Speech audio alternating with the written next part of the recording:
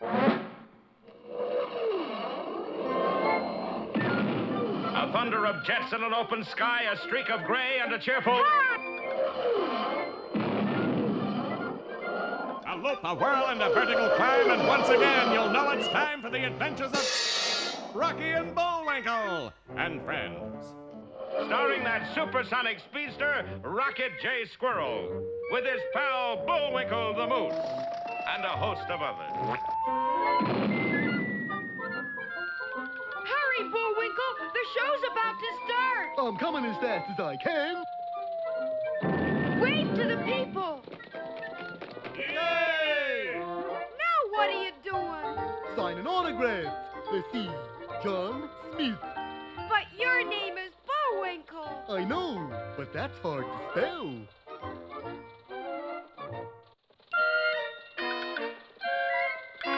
We're gonna have a lot of fun. Come on and join us. Sure, there's always room for one more.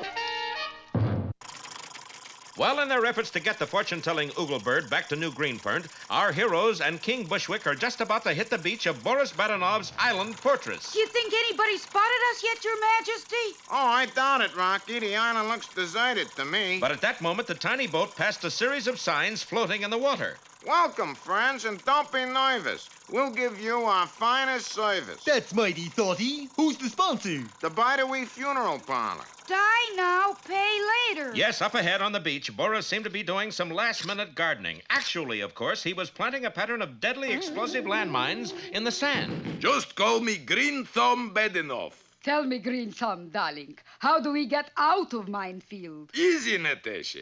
Just follow little flags. And the two villains picked their twisting way through the minefield, picking up the telltale flags as they went.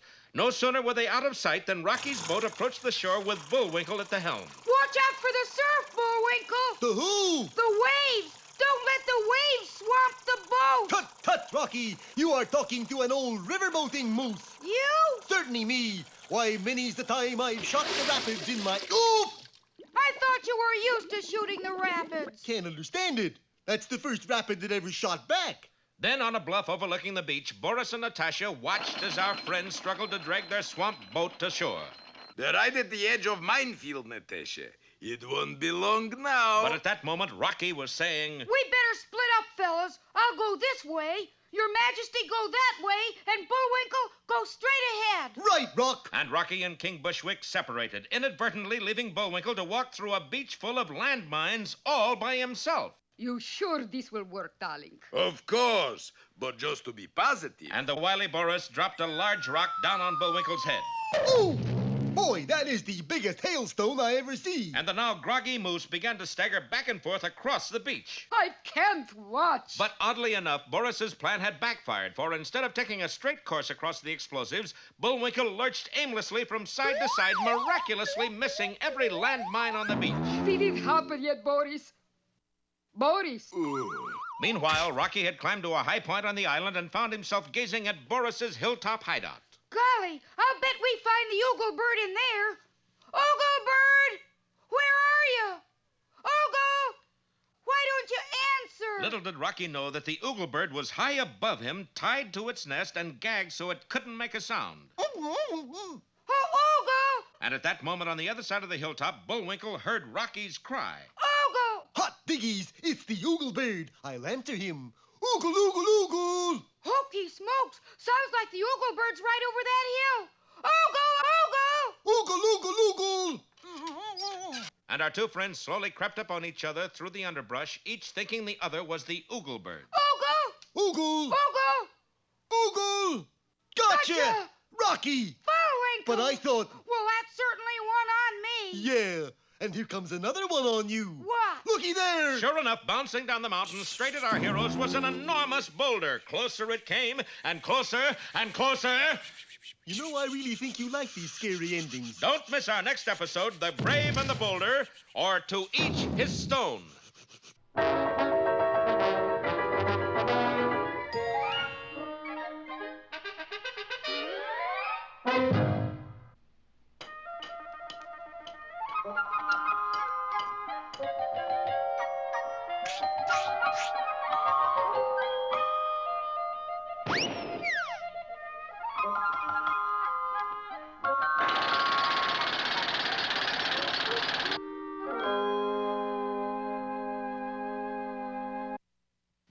Enjoy your lunch, son? Oh, hi, Pop. This isn't lunch. So I can see. Candy, wasn't it? Uh-huh.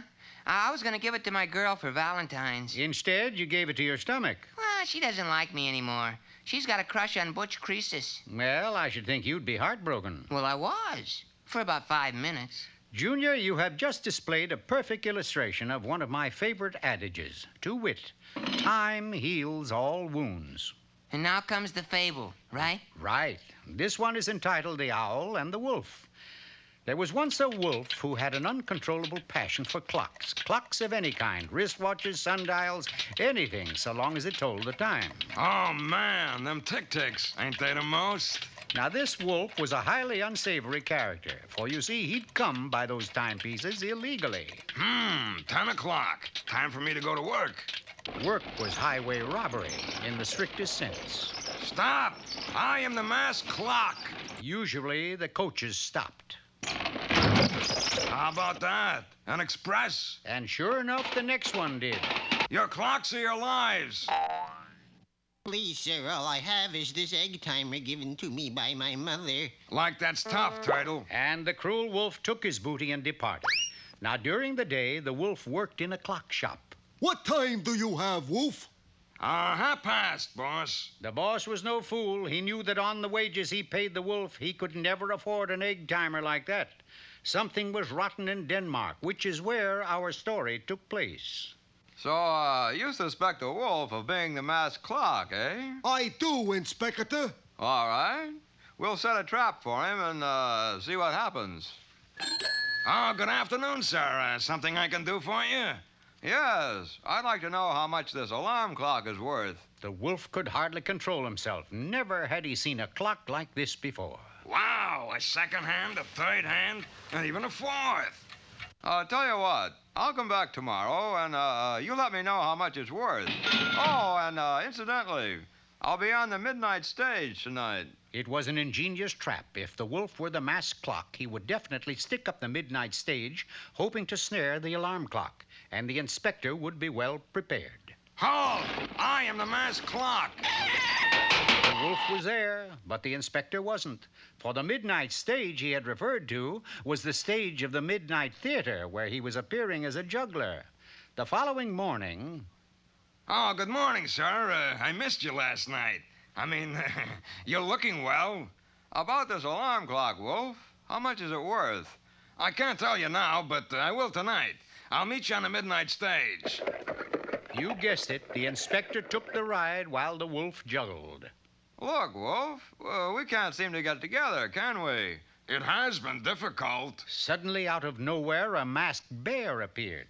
Pause up! I am the masked watch. Clock. Yeah. Oh, no, you're not. I am the masked watch. Clock. Before the inspector knew what was happening, the bear grabbed the coveted alarm clock and ran off. Quick! We must stop him, the dirty thief. You stop him. I got to juggle. Matinee today. The wolf bought a ticket on the first stage leaving town. Strangely enough, so did his boss. Why aren't you minding the store, Wolf? I'm on the trail of the masked watch, that's why. Masked clock, you mean? Oh. The stage rattled on over the countryside, that is, until it reached a certain obstacle. It's the inspector. Everybody out. Okay? One of you is a masked clock. Which is it? Not I, sir. Nor I. Don't give me that. You see, I can tell which one it is by searching you and finding my alarm clock. But the two suspects remained steadfast. Look, there's something you should know. I loaded that alarm clock with TNT, and it's due to go off any second. Now confess, or we'll all be blown up. The seconds ticked by, but the wolf and the bear refused to admit anything. Suddenly, the clock, which was in the bear's pocket, broke the silence. Oh, my gosh, it's gonna go off. Here, take it, Inspector. Ah, so you are the masked clock. No, sir, I am. Now, please, get rid of that thing before it goes off. Never fear. It isn't really loaded with TNT. I just said that to trick you. Well, it may not have been loaded with TNT, but whatever it was, the clock certainly didn't work too well. The wolf, the owl, and the bear all went on to bigger and higher things. It serves him right, Pop. You bet it does. That's why I say time heals all wounds. That's not what I say. I say time wounds all heals.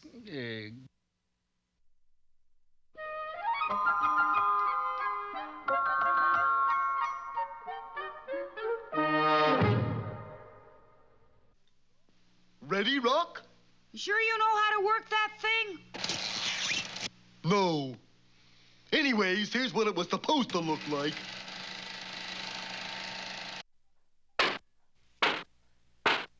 Hello again, fellow club members. I'm glad to see you could make it today. I second the motion. What motion? That we're glad we could make it today.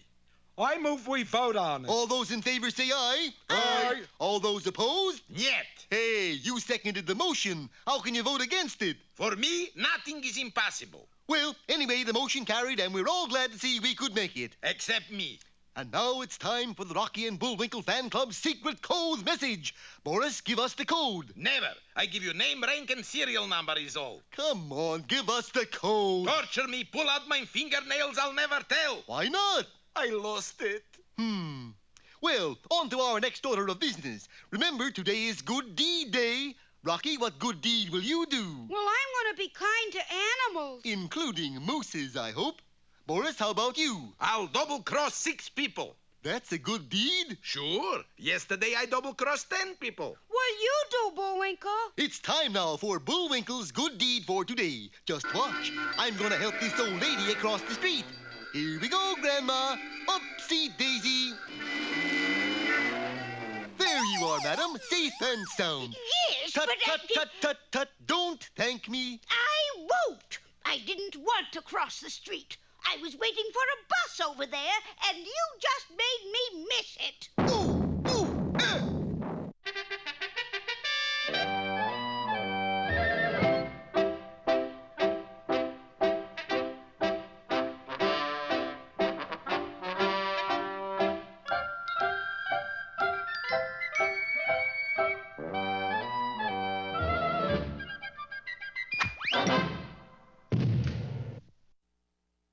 Hello again, Peabody here. Although Christopher Columbus discovered many things, the one thing he didn't discover was Columbus, Ohio. What did he discover, Mr. Peabody? Just the North American continent, Sherman, and today you and I will help him do it. Set the Wayback Machine for 1492. Yes, sir, Mr. Peabody. And our target, Spain. The Wayback wasted little time transporting us to the court of Ferdinand and Isabella, and there before the throne stood Columbus pleading his case. The world, she's no flat, she's around. Ridiculous. That's what you say. I say she's around. He's crazy. Oh, I don't know, Fred. Maybe he's right. Sure, I'm right, lady. The world, she's around like an orange.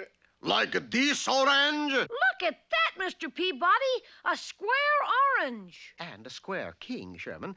I beg your pardon, your majesties, but Columbus is correct, you know. The world is round, and if you'll give us just 3 ships, we'll prove it. Thanks to Isabella, the king agreed, and the next morning we found 3 ships waiting for us in the harbor. It's a 3 nice-looking boats you got there. And that at this time I'd like to say bon voyage. You sound as though you weren't coming along, Mr. Columbus. That's right, I'm not. You're joking. No. You see, I'm not really gonna think the world she's around. I think she's oblong. Have a nice trip. One moment, please. It's no use trying to stop me. Ain't nothing gonna get me on those boats. And nothing would have, except that suddenly a gangplank from one of the vessels was lowered and... What do we do now, Mr. Peabody? We'll carry him aboard the flagship. But... No buts, my boy. Columbus must make this voyage.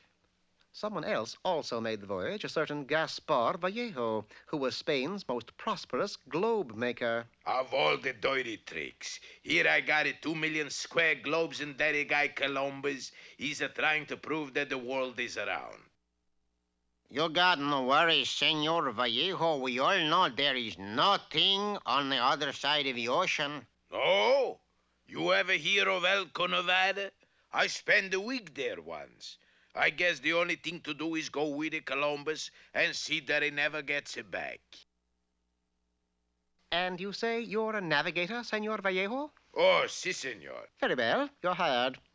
With Vallejo charting our course, the three ships left the harbor and sailed out to sea. It wasn't long before Columbus came to and joined us on deck. Well, I think I run down to the delicatessen and pick up some cheese. You better not, Mr. Columbus. What's the matter? Delicatessen is closed? No, it's just that we're out at sea. I don't believe you. And so you see, sir, we had no alternative. Unless you discover the North American continent, it may not be discovered at all. You sure the world she's around? Positive. And that the ocean she just don't fall off? Take my word for it. Then how do you explain it that? It was hard to believe, but just ahead the ocean did appear to drop off into nothing. I told you the world she's a flat. Wasting no time in explanations, I ran to the wheel and spun it wildly, causing the ship to do a complete turnabout.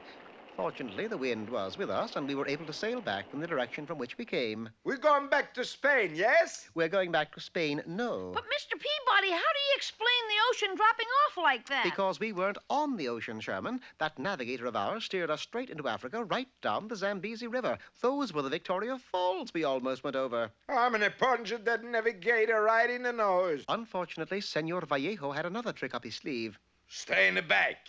If anyone makes him move, I'm gonna crash the ship on the shore. He's got us, Mr. Peabody. Oh, no, he hasn't. I dare you to run us onto the shore. Oh, you do you? Yes, I do. But, Mr. Peabody... I took one step forward, and Vallejo promptly spun the wheel, certain the boat would ram itself on the rocks. However, in so doing, one of the sails came about and... With Vallejo out of the way, the Nina, Pinta, and Santa Fe set a westerly course and, many months later, sighted the North American continent. Columbus had discovered America. What do you know about that? The world is around. He sure looks happy. So happy that upon dropping anchor, the first thing he did was to dive over the side and go pearl diving. Pearl diving, Mr. Peabody? Why, yes, Sherman, that's how that famous phrase was born. Which phrase is that? Columbus, the gem of the ocean.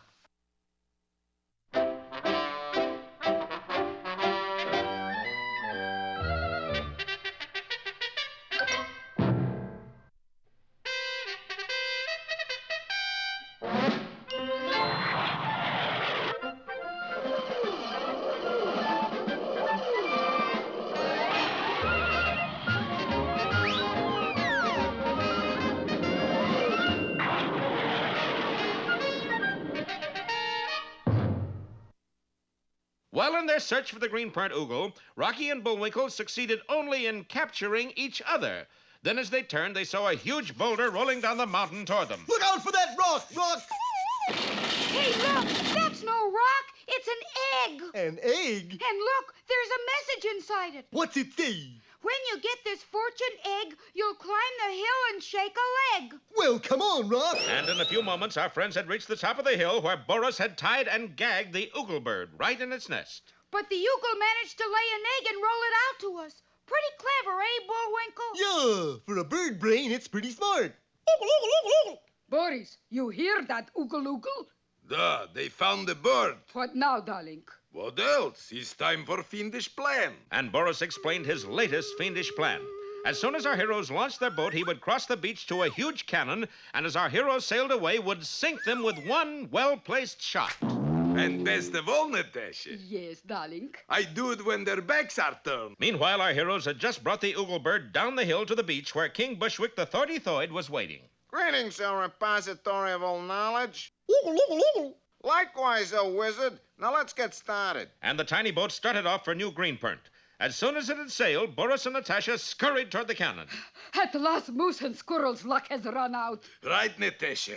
You know, I never will understand how he could run through this minefield without getting blown up. For that matter, darling, how can we? How can we what? Run through this minefield without... Oh, boy. Natasha, stop! Yes, in his haste to sink our friends, Boris had run into his own minefield and now stood transfixed with terror right in the middle of a beach full of high explosives. Don't move, Natasha. I'll throw a little pebble instead.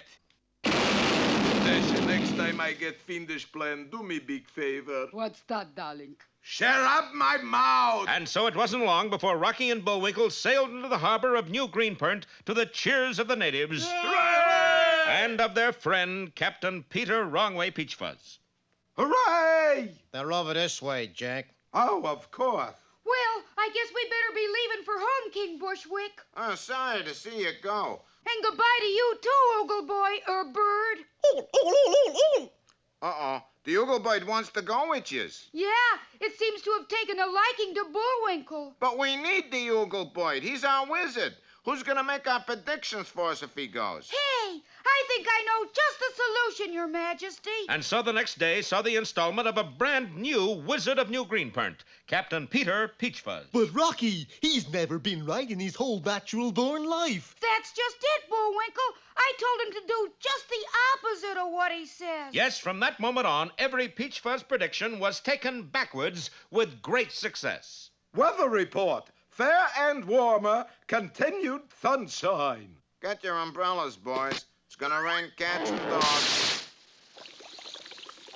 Meanwhile, Rocky and Bullwinkle sail into the sunset with a valuable new friend. That's an Ooglebird prediction, folks. Meaning what? Meaning, be with us next time, won't you, if you're a boy or girl, to see the further adventures of... Rocky the Flying Squirrel.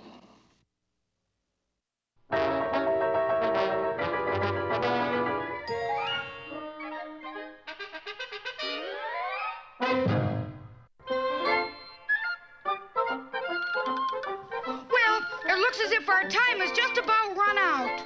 Just enough left to tell him who the sponsor was. You got the credits, Bullwinkle? All on this itty-bitty card. Oop.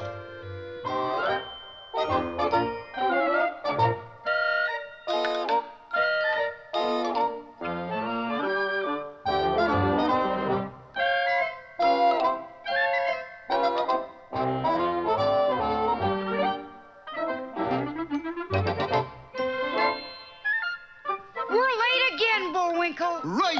Bye now. See you next time.